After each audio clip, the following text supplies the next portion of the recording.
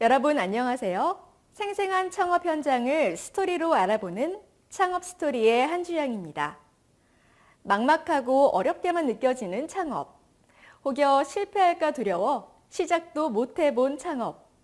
이제는 스토리로 재미있게 알아보면 어떨까요? 나만의 창업 스토리를 공유하고자 하시는 분들은 사연을 보내주세요.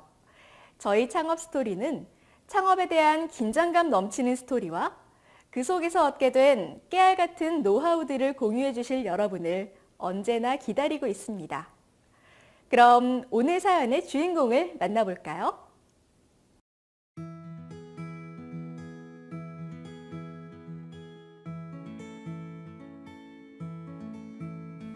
세인트 시큐리티 대표 김기홍. 해커 출신의 20대 대학생이 회사를 설립해 자신이 다니는 학교에 당당히 보안 소프트웨어를 공급해 화제를 모은 바가 있는데요. 연세대학교 컴퓨터과학과 3학년 때 김기홍 씨는 전공을 살려 지난 2003년 5월 연세대학교 창업센터의 학생 벤처 공모에서 수십 대 1의 경쟁률을 뚫고 보안 솔루션 회사인 세인트 시큐리티를 설립해 어엿한 사장님이 됐습니다. 회사 설립 첫 해에 개인용 보안 솔루션을 개발해 인터넷 홈페이지를 통해 무료로 배포하기 시작한 김 대표는 이듬해인 2004년 출시 제품인 SSC의 다운로드 건수가 20만에 다다를 정도로 폭발적인 인기를 모으면서 자신감을 얻었고 이후 서울대 벤처 창업대전, 연세대 벤처 대상 등 각종 대회의 상을 휩쓸기도 했습니다. 그러나 경쟁이 치열한 보안 솔루션 업계에서 성장하는 데 있어 학생 벤처의 한계를 느꼈다는 김 대표는 2005년 3월 중기청으로부터 벤처 기업으로 승인을 받고 그해 11월 마침내 학교 창업센터를 졸업해 독립했습니다. 그리고 12월 연세대에 지능형 네트워크 인프라 보호 솔루션인 넷케어를 납품. 학내 벤처에서 한 달 만에 당당히 보안 소프트웨어 공급업체로 변신하게 되었습니다. 지금은 창업 이래 최고의 매출을 기록하며 승승장구하고 있는 보안 기업 세인트 시큐리티의 김 대표는 멀웨어스닷컴이라는 빅데이터 기반 악성 코드 자동 분석 플랫폼을 런칭하며 안정적으로 사업을 확장시켜 나가고 있습니다. 네, 김기홍 대표님의 사연 잘 들어봤습니다. 지금 이 자리에 대표님께서 직접 나와 계시는데요. 이야기 나눠보겠습니다. 대표님 안녕하세요. 네, 안녕하세요. 네, 그럼 김기홍 대표님 모시고 창업 스토리에서 미처 다 담지 못했던 숨은 비하인드 스토리를 만나보겠습니다. 먼저 대표님 소개부터 부탁드릴게요. 네, 안녕하세요. 저는 소개받은 세인트 시큐리티의 김기홍입니다. 네, 반갑습니다. 네. 그러면 대표님의 회사 세인트 시큐리티에 대해서도 간단하게 부탁드립니다. 저희 세인트 시큐리티는 2003년도 개인 사업자로부터 시작을 했고요. 2004년도에 법인 설립을 했습니다. 세인트 시큐리티가 하는 주 사업 내용은 여러분들 악성 코드 잘 아시죠? 악성 코드들 많이 수집을 하고 수집된 악성 코드들을 자동으로 분석을 합니다. 그러면 분석된 정보들을 여러 보안 업체들이나 공공기관, 기업들에게 그 정보들을 공유를 해서 악성 코드들을 쉽고 빠르게 대응하고 이렇게 잘 막을 수 있도록 하는 정보를 생성하는 게 저희 회사의 주된 비즈니스 모델입니다. 네, 그렇군요. 네. 궁금해하시는 분들이 많을 것 같은데요. 처음에 이 사업을 어떻게 시작하시게 되신 건가요?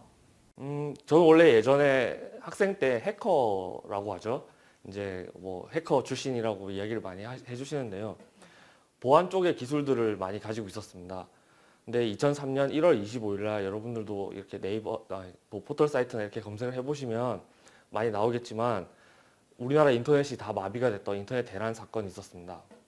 그때 그 사건을 보면서 내가 가지고 있는 이런 기술을 잘 이제 보안 쪽에 잘 활용을 한다면 이렇게 사람들이 피해를 보는 게 아니라 그 피해를 막을 수 있는 좋은 제품이나 좋은 솔루션들을 개발할 수 있겠다라는 생각이 들었고요. 그리고 마침 그때 학교에서 학생벤처센터라는 이제 좋은 지원 제도가 있었습니다. 그래서 그 학생벤처센터에 지원을 하게 됐고 그렇게 창업을 하게 됐습니다. 네. 네, 그렇군요. 그런데 나이가 굉장히 어리시잖아요. 네. 젊은 CEO로서 네. 성장하는 데 좀 어려움은 없었나요? 굉장히 많은 어려움이 있었죠. 저 말씀하신 대로 어린 나이에 창업을 했었고 경험도 없고 지원도 어느 한정된 부분에 대해서만 지원을 받았기 때문에 이 사업을 한다는 것 자체가 굉장히 어려웠습니다. 여러 선배 사장님들을 보면은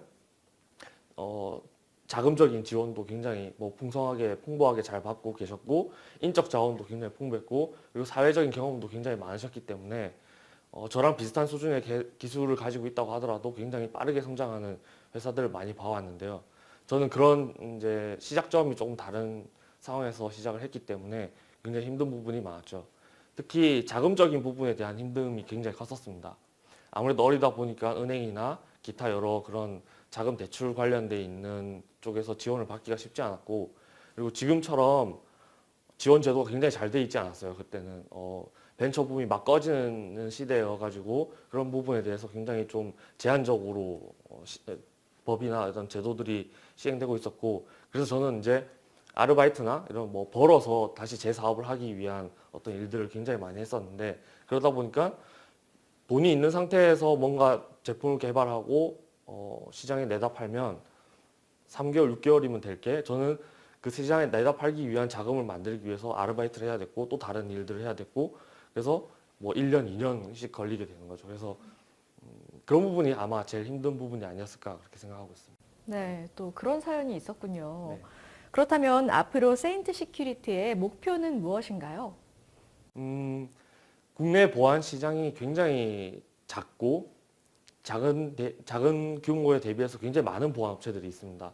그래서 한국에서만 이렇게 경쟁을 하고 어떤 소모적인 어떤 경쟁을 계속하는 게 아니라 저희는 글로벌로 진출하기 위한 어떤 노력들을 계속하고 있고요.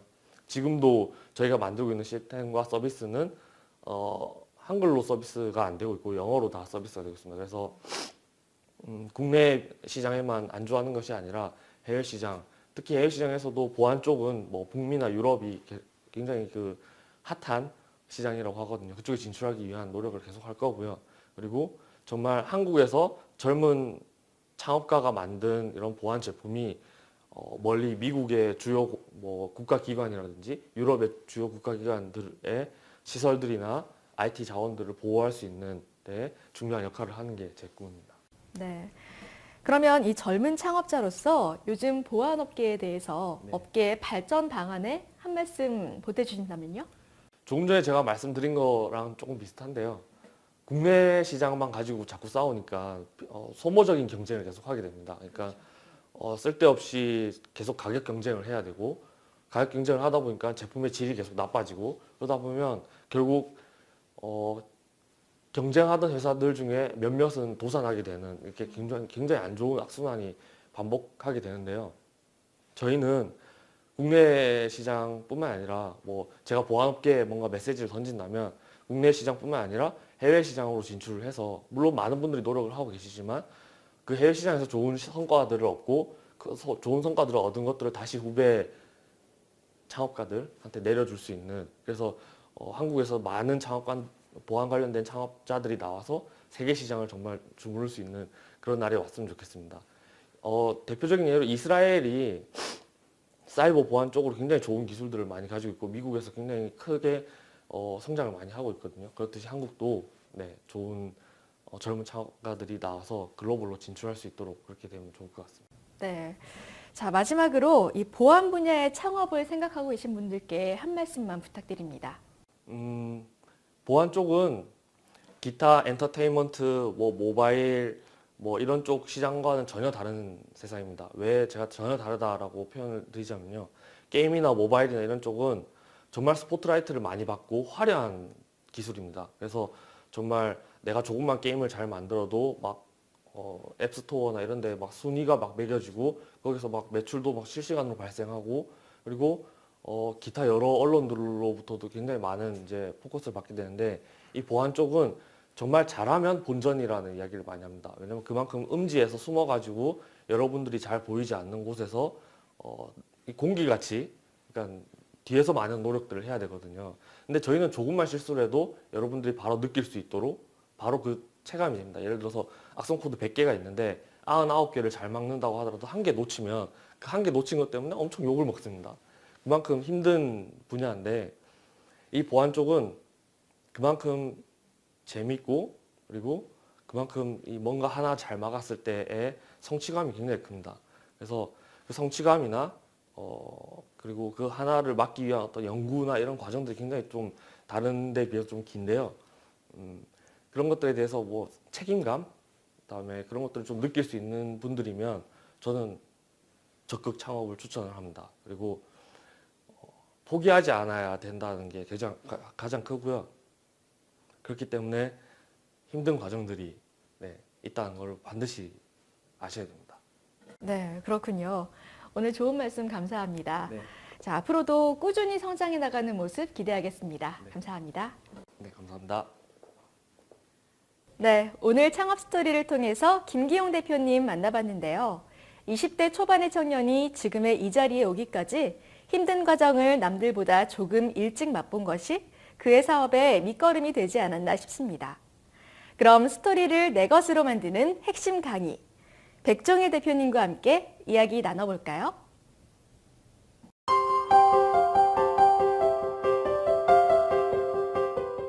안녕하십니까. 본 과정에서는 재창업의 성공 사례와 실패 사례의 분석을 통해서 앞으로 재창업을 할 때 어떠한 시사점들을 주고 있는지를 중점적으로 살펴볼 것입니다. 2011년 미국의 처비 브레인의 자료에 따르면 창업한 기업이 실패하는 주된 이유가 고객과 시장의 수요를 정확하게 반영하지 않았기 때문이다라는 통계 자료가 나와 있습니다. 한편 2013년도에 중소기업진흥공단의 자료에서도 창업한 기업이 실패하는 주된 이유가 시장과 고객의 니즈를 정확히 반영하지 않았기 때문에 실패한 원인이다라는 통계가 나온 적이 있습니다. 이러한 이유는 창업한 기업들이 기술 개발에 집착을 하거나 아이디어에 집착해서 결국은 시장의 니즈를 정확히 파악하지 못했기 때문이다라는 것을 시사하고 있는데요. 이번 시간에는 창업 이후 실패의 원인에 대해 알아보겠습니다.